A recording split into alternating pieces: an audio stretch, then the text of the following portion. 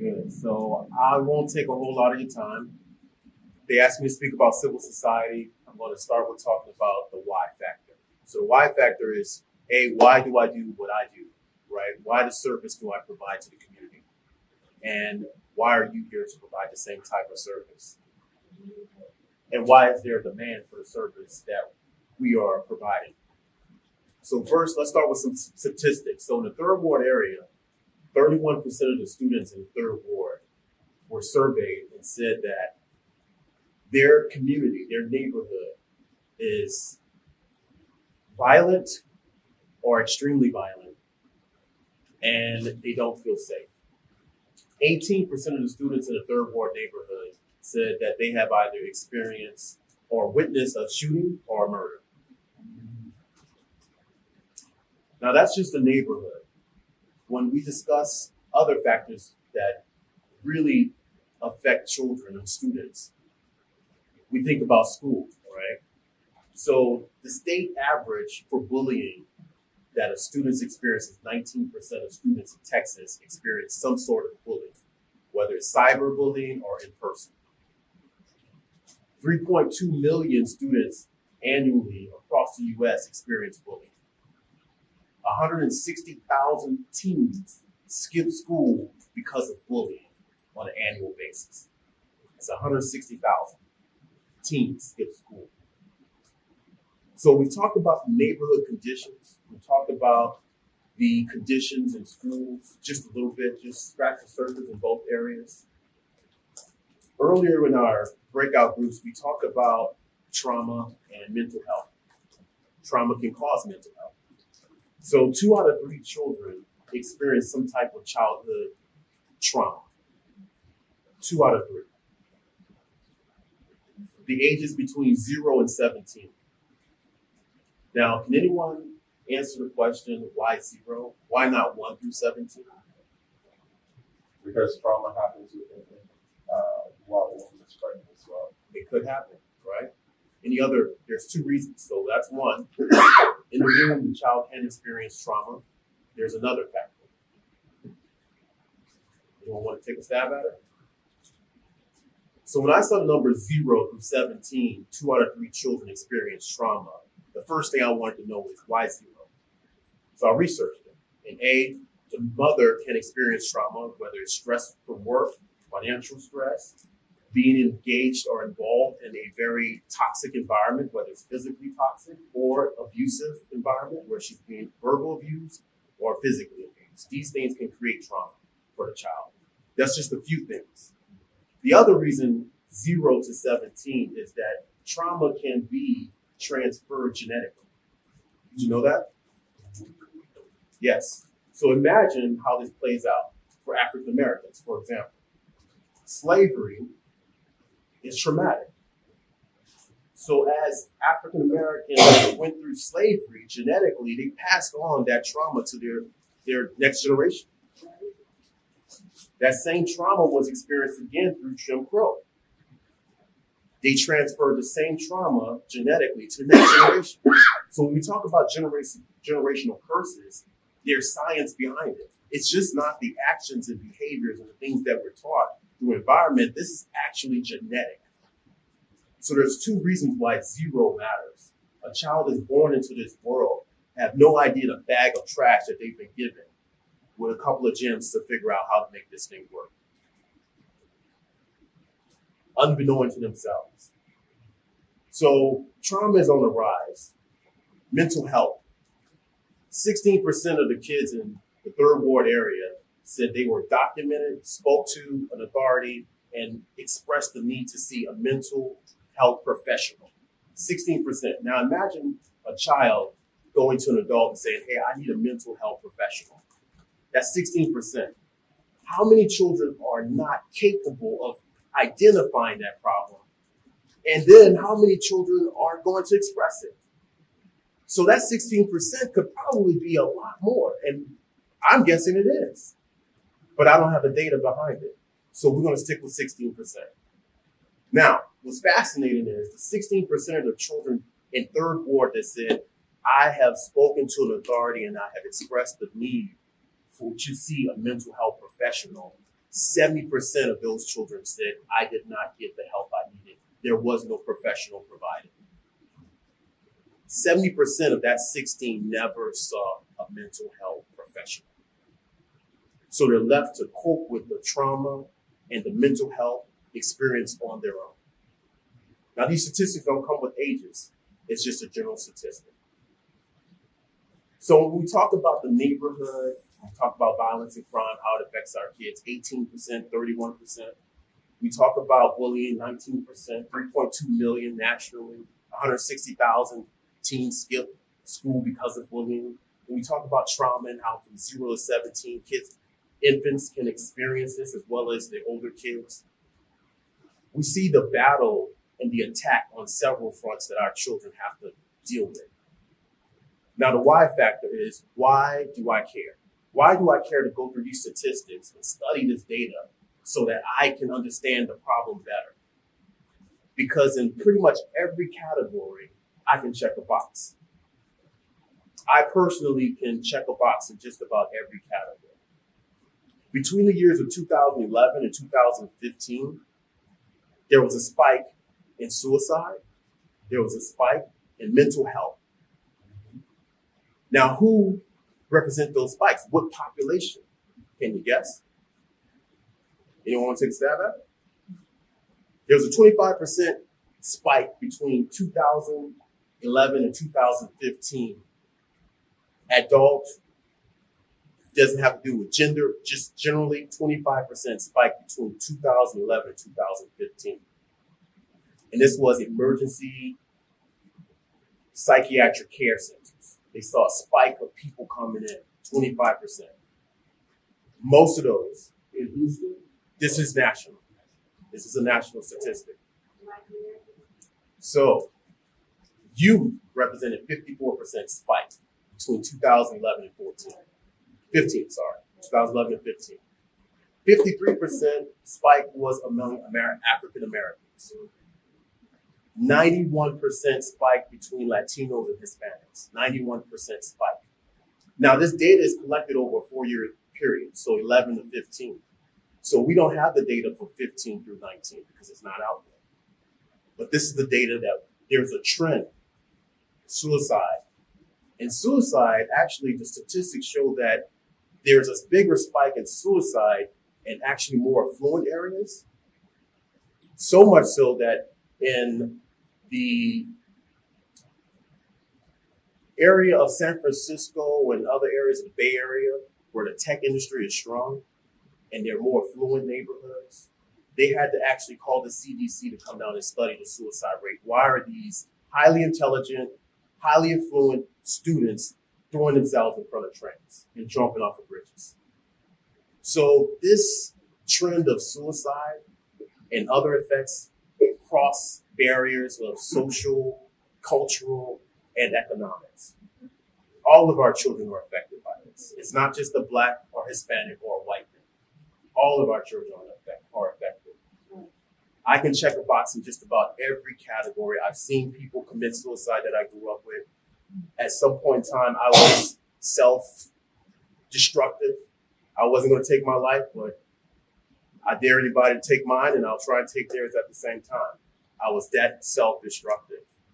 And so I understand what our youth are going through.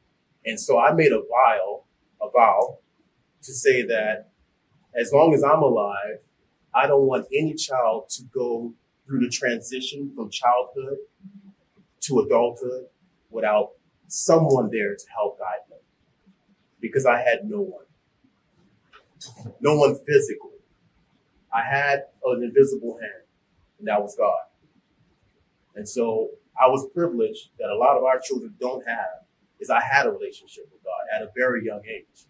And that's the only reason I'm here to stand before you right now and speak about this.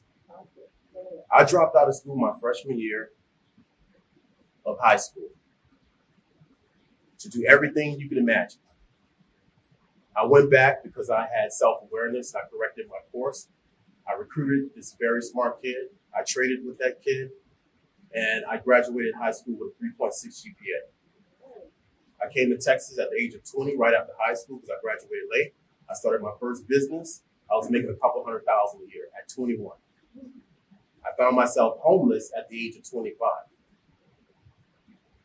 because the lifestyle I saw on TV is the lifestyle I wanted to live. And unbeknown to me, my business partner, who was 15 years older, was embezzling money. And so I found myself homeless, which led to other social, emotional issues and inadequacies that led me to actually do illegal transactions, which led me to jail for 3 to 4 years. And and going through all of these things, it was just myself and that invisible hand. And so I was privileged and I corrected my course. And now I'm here again with a second chance at life to say, I want to do things differently. I want to show God I'm a good steward by helping these young people not go through what I've gone through. So that's my why. And you can see the demand because the statistics show that. And so to move a little further, so we won't stay here all night, to talk a little bit about civil society, we do things a little more creative in a sense that when we started the program last March, actually 1 year in, there's 3 pillars to what we do. So A, it's about classroom, and it's about education. It's about educating the whole child.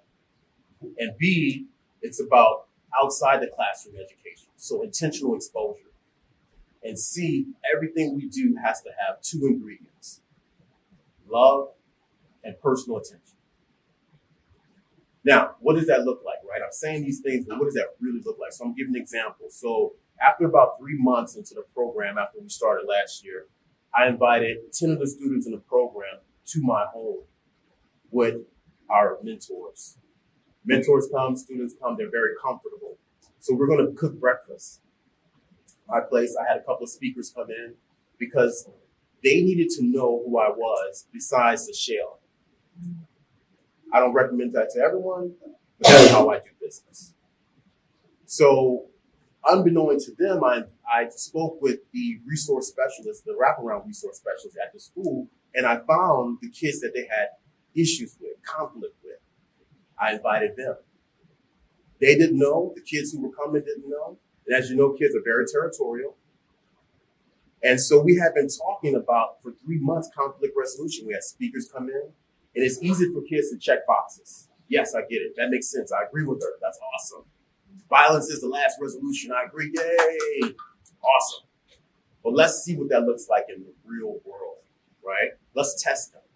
So I brought in these students that they had conflict with, and all hell broke out. They were very upset, very territorial. They wanted to talk to me. But I explained to them that they committed to growth.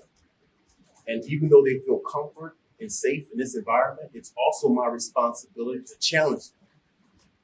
And they will be challenged because that's a part of what they want as you. They want someone to challenge them.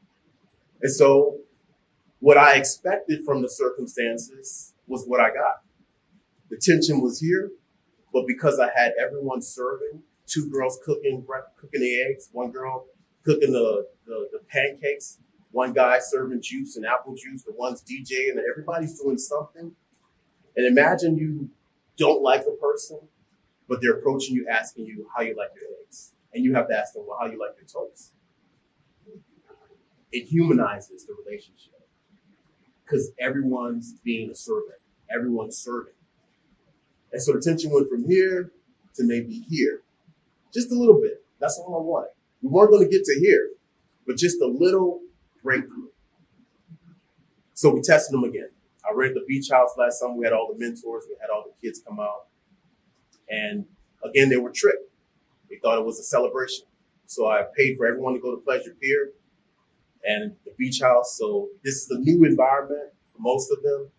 And Pleasure Pier is what it means, right? Pleasure. So everybody's thinking fun, fun, fun. So an hour before we get in the van to take off the Pleasure Pier, I announced there is a situation going on where we're going to have every child partner with another child, right? Another student. They're like, oh, this is getting tricky, Mr. Al. Yes, it is. We're talking about conflict resolution, so we're going to really try to solve this problem. So I paired them up with the person they hated the most. And they had to fill out a survey of questions. about 5 questions, and then they had to come up with 5 observations on their own. Every time they were caught leaving their partner and pleasure peer and was engaging with their group of friends, they were penalized. All the mentors are watching, the chaperones are watching. We told them this. We said, you got 5 prizes, the top 5 people of the 13 students that are here are going to win. Didn't tell them what the prizes were. They were excited, but they were very angry about being partnered with the person they disliked the most. At the end of the day, what I suspected actually happened. So when it came to the review, they had to answer the questions about what they knew about the student, the name, how many siblings, those simple questions. Then the observations. So imagine a child who hates another child or don't like another child, going through all these different emotions together. They're happy together because they're in a place of pleasure peer. The rides they like, they're enjoying. Then you see the same person you like, scared. Then they see you scared. Then they see you happy. You see them happy. All these emotions that they will go through were together for a purpose. It was intentional. So again, they begin to realize that they're all just human. We all make mistakes.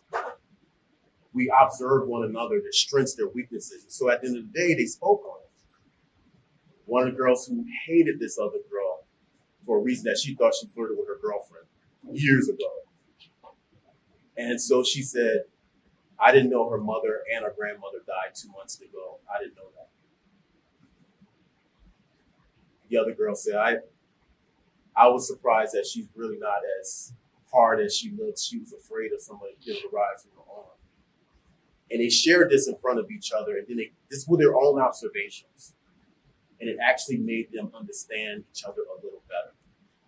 So the tension went from here to here and then about here because they saw each other as equals. I was happy with you. You saw me when I was scared and slobbering and crying. We did all this together.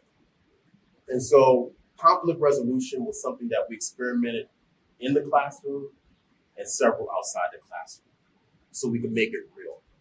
There's a huge disconnect between students understanding the role that academic excellence plays in their adulthood life. They don't understand how working hard in school translates to actually living a lifestyle as an adult. So we try to make that connection. And so those are some of the characteristics we do in the classroom, outside the classroom. Now, inside the classroom, what I created was a curriculum. And this curriculum has about 263 pages. It's all about social emotional learning. It's all about strong character development. Some of the subjects in this curriculum I'll cover, which there's about 30. I'll just show you 4 or 5. And then I'll give an example of how it works. So in this curriculum, it talks about self-awareness, conditioned behaviors, blame, stress, tricks of the mind, strategic planning, making a good impression, hygiene, financial literacy, resume building, job interviewing. Then we have psychological assets. It's very thick, so we'll go through it. In this curriculum, we have parts where the kids actually reflect.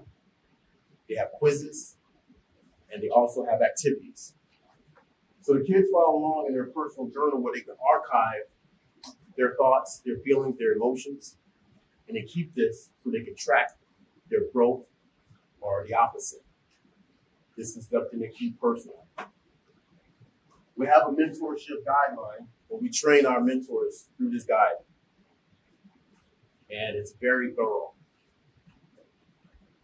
We actually have each kid and each mentor sign an agreement, a commitment to hold each other responsible.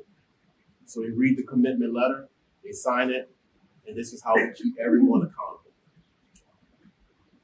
We talk about social emotional learning, strong character development, but we also have something to address mental health. As we talked about, there's a need for it. So we talk about mental fortitude, how to protect your mind and your spirit. So it goes into addictions, what causes addiction, why does it exist, and how to reverse those addictions. Now, these curriculums have been written by several people across the nation. I try to hire the best people that can help me develop something. I share all this with you because at the end of the day, we have scientists that study bird species. They study fish. They can tell you how many fish actually can change gender for whatever reason. They can tell you how to protect those species if they decide to. But no one's really scientifically addressing the crisis of those statistics I gave you earlier. Is that correct? More complicated. Hmm? More complicated. It's more complicated than a fish. But we could put a man on the moon. We did once. We did more than once. However, what I'm saying is they'll throw money at the problem versus a scientific way approach to reverse the conditions that we're experiencing. Because most of the time it doesn't affect, as the statistics show, a certain population. So I share all that with you because these are things that our program specifically target. We believe that the fundamental building blocks of academic excellence start with social emotional learning and strong character. And then from there, these subjects are very intimate to students. I'm sharing something with you. I took some students to lunch. They were new to the program last week. And they're what's called unintended consequences. I'm sure you guys are familiar with unintended consequences. Collateral damage, collateral benefits, all those things. So I experienced collateral benefits, collateral damage, all these things, unintended consequences, all in one scenario. So I take these students to lunch. I take them to, there's 4 of them, 2 girls, 2 boys, go to a crawfish place. And students were, get them all fat and happy. They're excited. They want to talk. They've been coming to the program maybe 3 or 4 times. So I asked them to look at the curriculum, the table of contents, and write down 5 of the 30 that's in there that interest them the most. And the reason I asked them to write it down and put their name on top of the card was A, I wanted to understand what their interest levels were. B, I asked them to hide what they were writing to keep it private. So my idea was that to keep them from copying from one another, right? Because kids love to copy. They like to go the easy way. So they hid their cards. They wrote down the things that interested them most in the curriculum, their top 5. And I was very surprised when they shared it with me. I'm sharing this with you because this is part of the unintended consequences. So one of the kids wrote, and there's a point to this. She's 15 years old. She dates one of the boys in the program, and she just lost her baby. So she was pregnant at 15. She just lost a baby a few months ago. So she wrote in her private section, she wrote, I want to know more about self-awareness, conditioned behavior, social skills, self-care, and creativity. Her boyfriend wrote, conditioned behavior, tricks of the mind, creativity, job interview, and anger management. His twin sister wrote, personal relationship, job interviews, anger management, patience and persistence, self-worth, and confidence. Her boyfriend wrote, with all stars, making good decisions, dreams and goals, hygiene, job interviews, and making a good impression. So I share that with you because if you would have saw her boyfriend, all of these kids have tattoos, like arm, neck. They're like adults. When I was that age, there was no way I was getting no tattoo. That was out of the question. They have tattoos. They have living boyfriend and girlfriends. They're adults. They're extremely confident on the outside. So you see the boy who says, I want to make a good impression. His pants are down here. And so I share that with you because what I didn't know is if they actually had a private conversation and wrote down what they really felt and thoughts, I was just wanting them not to copy from each other, take the easy way out. And what I learned is that these kids really wanted to share the secret compartments of their mind and their emotions. Because if they had said that out loud, if I asked him, what are your five? There's no way this kid would have said hygiene. Do you think this kid would have said hygiene? Publicly? No. No, unlikely. Self-care. All these things are the things that they should learn at home. Their parents should teach them, but they're not being taught. And this creates insecurities. And these insecurities play out in school where they're not performing well because they're insecure about self-worth, self-care, hygiene. So there's all these distractions. So my point is, if we can focus on strengthening their self-confidence through social-emotional learning and help them build better character, this list would be focused more on academics versus personal problems and issues. So I bring all this up because as we are here today, we have to think deeper. We have to think harder on how to find solutions for our children because no one else will. And just trying the same remedies aren't working. They're failing. So it's our responsibility.